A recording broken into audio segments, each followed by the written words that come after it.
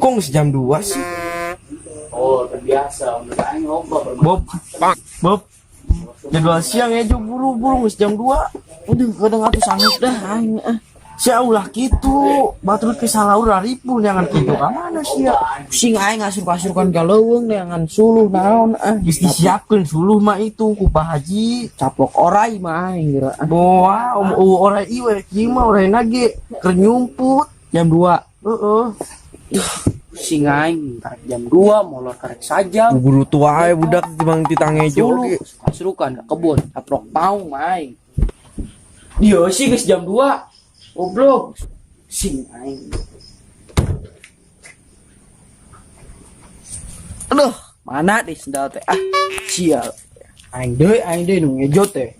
Aing udunan panggedena, ngejo.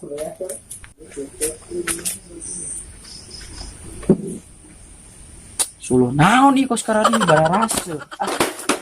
Suluh kos karari naon ieu segala helm dibobos-boboskeun ka keramik.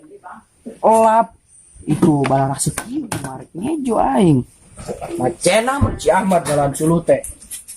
Masih sia ngalah suluh teh hidang banget.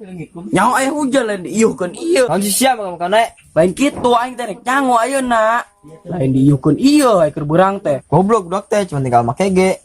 Apaan atuh nah geus garing sorangan. Setelah sia we lah. Fungsi aing.